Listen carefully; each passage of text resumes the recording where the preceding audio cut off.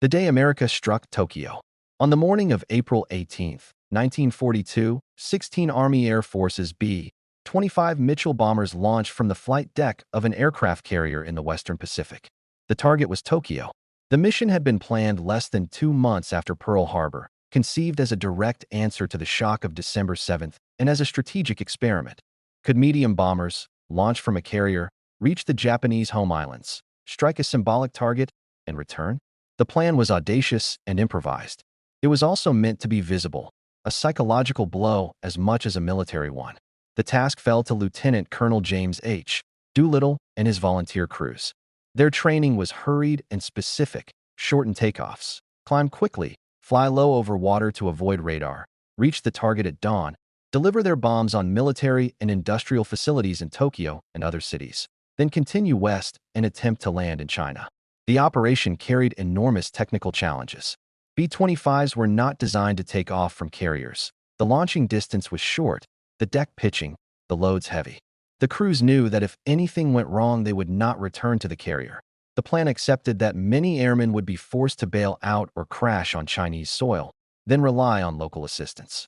Despite the odds, volunteers stepped forward from heavy bomber units willing to try a new kind of raid and to risk capture or death for a chance to strike back.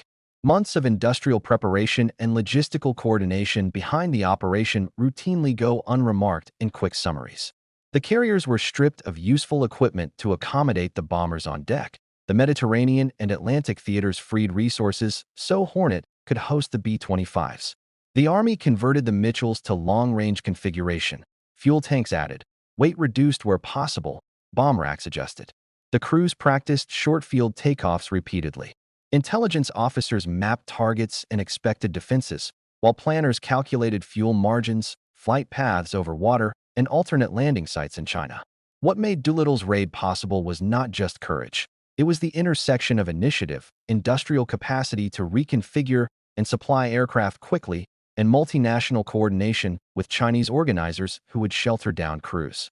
The raid was a technical patchwork executed under pressure, but the details mattered: the right fuel loads, the proper climb rates, the compass calibration, the choice of night for the approach to the carrier. Each decision minimized one risk while adding another.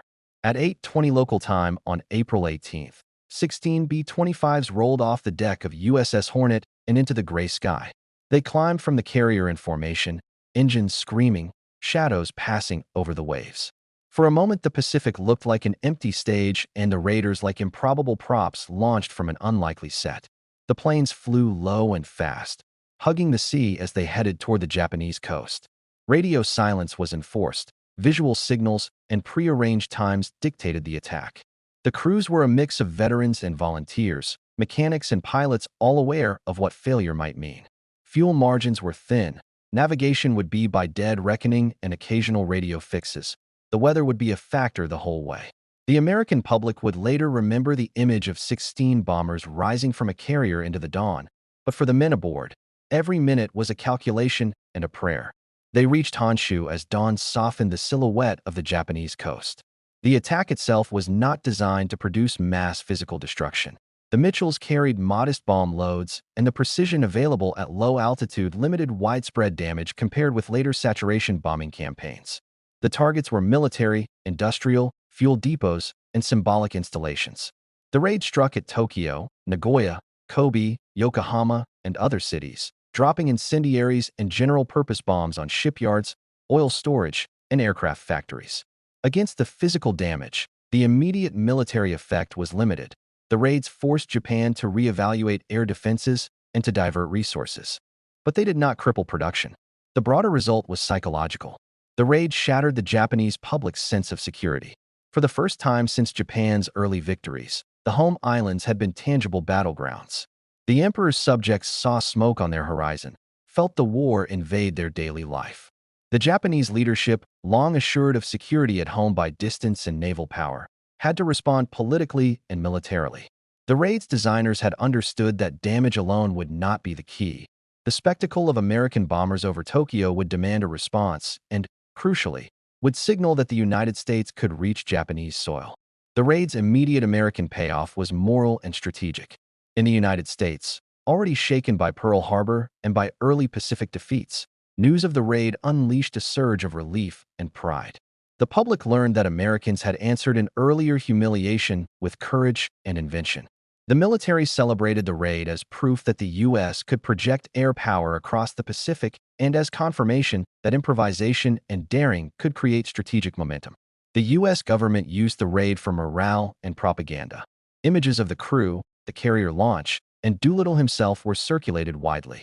The raid did not shift front lines, but it altered minds. It convinced Allied planners that bold ideas could force Japan to disperse forces, weaken its offensive posture, and buy time for larger operations. The raid also influenced Japanese strategy in ways that would reshape the next year. Japan adjusted its defensive calculations and accelerated campaigns intended to neutralize American offensives before they could take root, decisions that fed into later Japanese moves in the Pacific theater. Not every element of the operation went as planned. The raid faced unpredictability at every stage, and the consequences were immediate. Several planes ran out of fuel or suffered damage on the return flight, forcing crews to bail out or crash land in hostile territory or over remote Chinese landscapes. Some Americans were captured. Several were executed by Japanese forces in the months that followed. The penalties for captured airmen were harsh. Others were rescued by Chinese civilians and guerrillas who risked their lives and communities to shelter the raiders. Those Chinese efforts were crucial and deserve emphasis. From the start, Doolittle's plan relied on Chinese support to receive and protect crews. Local resistance networks and ordinary villagers hid men, provided medical care, and arranged safe passages, often at great risk from Japanese reprisals. The human cost in China was severe. The Japanese responded to the raid with bloody reprisals against villages suspected of helping Americans. Thousands of Chinese civilians were murdered in reprisals across the interior. The raid, therefore, had a complicated humanitarian legacy, an American strategic success that brought terrible consequences for some Chinese communities. The raid also carried strategic ripple effects that extended beyond immediate headlines. Japanese military leaders concluded that the American capacity to strike the home islands necessitated preemptive thinking. They worried that the United States might capitalize on new capabilities and resolve to mount larger operations. The Imperial Navy and Army debated how to secure the home islands, and the High Command considered measures to blunt future American strikes. Those deliberations accelerated plans culminating in an offensive gambit, the Midway Operation. Admiral Isoroku Yamamoto, already concerned about the U.S. carrier force and the carrier-launched raid's psychological impact, planned Midway as a decisive attempt to destroy the U.S. Pacific Fleet and remove the carrier threat forever. In that chain of cause and effect, Doolittle's raid occupies a pivotal place. It provoked strategic choices by Tokyo that led to a battle in which Japan would lose significant carriers and experienced pilots, a loss from which it never fully recovered. One dramatic consequence of the raid was its effect on Japanese civilian morale and governmental secrecy. The Japanese government initially downplayed the attack to preserve public calm, censoring newspapers and trying to control images. Still, word spread rapidly among urban populations, easily seen when smoke rose and air raid sirens wailed across cities unaccustomed to attacks. The psychological shock produced political pressure. Japanese leaders had to justify their inability to prevent attacks on the home islands and to reassure a population previously insulated by geography. This insecurity forced reallocations of defensive resources, including strengthening anti-aircraft defenses, deploying fighter units closer to mainland targets, and increasing air patrols. These redeployments diluted Japanese strength on forward lines at a time when the Pacific Campaign required dispersed forces. In short, the raid made Tokyo react, and that reaction changed resource allocations at a critical moment. The story of the raid is not complete without attention to the men who flew, the crews who improvised and endured, and the individuals behind the headlines. Lieutenant Colonel James Doolittle, a pilot's pilot and an accomplished aviator, led with clarity and composure. The crews were an odd mix of personalities: veteran bombermen who had answered a call, instructors and gunners, and ground crews who understood the importance of detailed preparation. Their memories after the war recall a blend of fear and focus. The frantic runs down a carrier deck, the deafening roar as a B-25 rose into the morning, the momentary exhilaration at climbing clear of the carrier, then the long hours over empty water toward an enemy coast. Many describe the attack phase as an almost mechanical sequence of actions: reduce altitude, line up on target, release ordnance, shift course to China, performed under extreme psychological strain. The men's courage was real, but it was disciplined by training and by a calculation of acceptable risk. Their willingness to volunteer and to follow through when many mistakes could be fatal was a central human ingredient of the raid. After the attack, the return versus recovery stage consumed the men who survived the strike. The planned exfiltration into Chinese territory was fraught. Navigation over land at low altitude was difficult, fuel calculations were tight, weather and mechanical failures turned many planned landings into emergency bailouts. Some crews mashed their Mitchells into rice fields and survived with minor injuries. Others crashed and suffered serious wounds. Rescue efforts were heroic. Chinese soldiers and villagers guided some airmen through jungles and mountains. American and Allied SW-type elements worked to extricate others. Not every rescue succeeded. Several Americans were captured by Japanese forces and suffered torture and execution. The raid's human cost thus extended beyond the loss of aircraft. It was the loss of men, families, and the trauma imposed on those who remained captive. Those who survived carried memories of both the heroism and the pain of what had transpired. For American audiences in 1942, the raid altered perceptions of the war and of national capability. Headlines and pictures fed a narrative of comeback. The U.S. public needed a symbolic victory to counter the string of retreats earlier in the year. The raid provided that symbol in spades. Americans could hit back and could do so cleverly. It became convenient for propaganda because it fit a useful and marketable story: ingenuity, risk, and decisive bravery. The government and the media emphasized the images that told that story: the takeoff from the carrier, the faces of grinning pilots, the striking of Tokyo. But the truth was less neat. Behind the moral uplift were missing crews, the suffering of Chinese civilians, and an enemy compelled to respond with new strategies and desperation. The story was complex. Propaganda simplified it. The Americans themselves were comfortable with the simplification because the raid worked as a strategic balancing act: small immediate cost, large psychological gain. Military historians debate the raid's tactical merits in the narrow sense. It did not destroy Japan's war economy, nor did it deliver knocks comparable to later strategic bombing. But the raid's direct strategic returns were in the political and operational consequences. It forced Japan to change priorities, contributed to miscalculations that led to Midway, and gave the United States a psychological advantage. Military strategists who study this period point out that war is as much about perception as about tonnage and territory. The Doolittle raid was a textbook case, a relatively small force used to generate outsized strategic returns by altering enemy beliefs and behavior. In that sense, the mission was a disproportionate success. It introduced a variable into Japan's decision calculus: American reach, that Tokyo had not fully accounted for. That variable contributed to the chain of events that loosened Japan's grip on its early advantages. Two elements complicate the popular myth: the Chinese suffering and the fate of captured Americans. The Chinese government and local villagers played essential roles in saving many American lives, but those acts invited brutal Japanese reprisals. Japanese forces conducted punitive sweeps in areas suspected of assisting airmen, resulting in the deaths of thousands of Chinese civilians. Historians emphasize that the patriotic narrative of the raid risks obscuring these costs. Any assessment of the operation must weigh them. Similarly, several American airmen captured by the Japanese did not survive their captivity. Executions and harsh treatment were documented, and later post-war trials prosecuted some Japanese officers for these acts. The moral picture is therefore not monochrome heroism. It includes tragedy and ethical ambiguity. For a full accounting, the heroism cannot override the responsibility to record all consequences. The Doolittle raid's legacy continued after the war.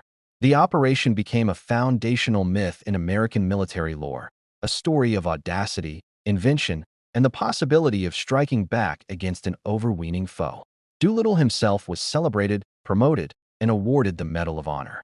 The surviving crews received honors, and the story became part of American cultural memory: books, films, and commemorations. Politically, the raid became shorthand for the idea that bold strategy could change the arc of conflict.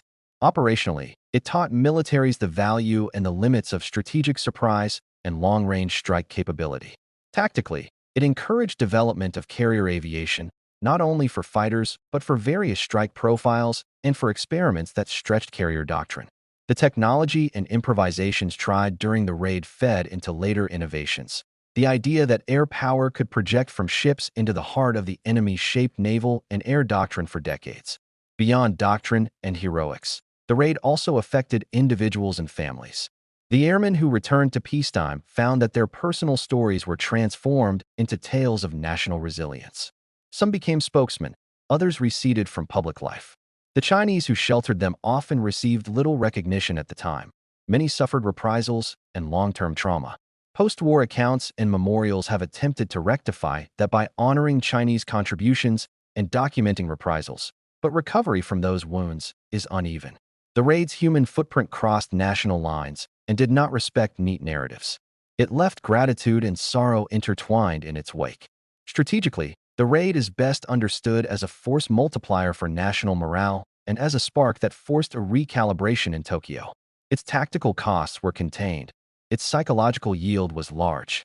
It proved to the American leadership that the enemy was not invulnerable to direct, strategic gestures. That realization emboldened American planners to undertake further operations with confidence that industrial recovery and mobilization could sustain an expanded offensive. The Americans, who had already begun the long process of industrial ramp-up, found in the raid a proof point. Boldness combined with production and logistics could alter the odds. The raid produced images and narratives that fit neatly into wartime storytelling. Pilots launching from a carrier at dawn, bombs over Tokyo, men parachuting into the Chinese countryside, villagers risking reprisals to hide strangers. Those images are powerful, but the full story must include the messy details. Tactical improvisation, supply chain shifts, Chinese suffering, Japanese reprisals, diversion of enemy resources, and strategic downstream effects all belong in the narrative and change how the raid should be judged. To treat it only as a cinematic triumph is to miss the complexity that turned a risky experiment into a consequential operation with mixed moral and strategic returns. In the broader sweep of the Pacific War, the raid's timing and consequences matter. It came when the United States still staggered in the immediate aftermath of Pearl Harbor and early Japanese advances. A successful strike on Tokyo served to rebalance public sentiment and to signal global capability. It signaled to allies and neutrals alike that America was not a defeated or passive power. For Japan, the raid forced an unplanned remedial posture. The urgency of responding to the new threat increased pressure on the Imperial Command to secure decisive opportunities before American power consolidated, and that urgency shaped decisions that would have long-term consequences, most notably the gamble at Midway. In that sense, the Doolittle raid was a pebble thrown into a pond whose ripples reshaped the surface drama of the Pacific theater. It moved more than immediate targets. It moved strategy. When assessing the raid today, historians weigh its symbolic value heavily alongside its material effects. It is an example that strategy sometimes finds its most effective leverage in perception. The ability to generate shock and to force the enemy to rearrange his priorities is a currency of war that cannot be measured purely in tons of ordnance dropped or ships sunk. The raid bought time and reeled an enemy into mistakes. It displayed a form of asymmetric warfare long before the term became common.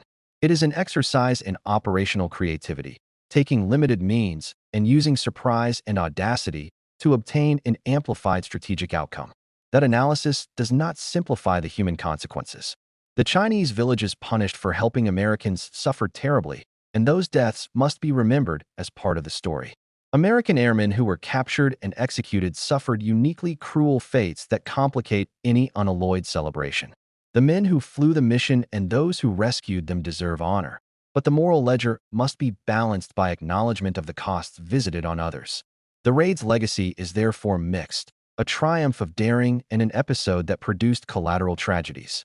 The Doolittle raid remains, decades later, an instructive study in leadership, logistics, and the political uses of military action. It shows how a limited force can alter strategic calculations far beyond its size. It demonstrates the power of narrative and spectacle in wartime. It teaches that innovation, when coupled with industrial capacity, allied cooperation, and individual courage, can produce outsized returns. It also warns of the hidden prices of action, reprisals, captured warriors, and human suffering in territories where rescue and recovery are uncertain. To tell the story only as a heroic footnote is to dismiss its full moral and strategic texture. Histories and memoirs written by survivors and participants preserve different tones. Some emphasize the exhilaration and pride, others dwell on the cost. When read together, they produce a complex portrait, a mission born of anger and necessity, executed with improvisation and technical skill, yielding mixed outcomes that echoed through the rest of the Pacific War. The raid's images, planes off a carrier at dawn, Tokyo alarmed and burning in small patches, parachutes against a Chinese sky, remain instant and poignant. The lesson of that day is not merely that America struck Tokyo, but that the strike was a crucible where audacity met consequence, where ingenuity met human cost, and where a tactical gambit produced strategic change. Years later, veterans on both sides reflected on surprise and on the psychology of power that the raid launched into the Pacific. They wrote that the sight of enemy planes over the home islands altered belief systems and opened minds to different futures. For Japan, it signaled vulnerability and provoked a tragic, misdirected intensification of some policies. For America, it reinforced a belief in the effectiveness of bold, decisive acts combined with logistical follow-through. The Doolittle Raid is therefore both a story about a moment and a lesson about how moments create momentum. The long memory of the raid, commemorated in museums, memorials, and histories, keeps alive the complexity of that single day. It is remembered as a daring raid, as a demonstration of American ingenuity, and as a mixed moral episode that exacted a high human price from many who were not Americans. As a case study, it demands an honest accounting, praise for the courage and planning, recognition of the strategic benefits, and solemn remembrance of the suffering, especially among Chinese civilians, that accompanied the action. The raid was a turning point in perception as much as in operations, and its story endures because it shows how small teams, well-led and determined, can alter the course of a conflict. The audacity of launching medium bombers from a carrier, the men who volunteered and flew into danger, the Chinese who sheltered them, and the Japanese who reeled from the psychological shock. All of these are threads in the raid's weave. The day America struck Tokyo was not an endpoint, but a catalyst. It did not decide the war, but it pushed both sides onto new courses. It forced adversaries to rethink and allies to hope. In examining that day, we find tactical improvisation, strategic consequence, personal sacrifice, and moral ambiguity braided tightly together. The raid stands as a lesson that in war, as in life, boldness yields results, sometimes glorious, sometimes terrible, and always worthy of careful, unromantic remembrance.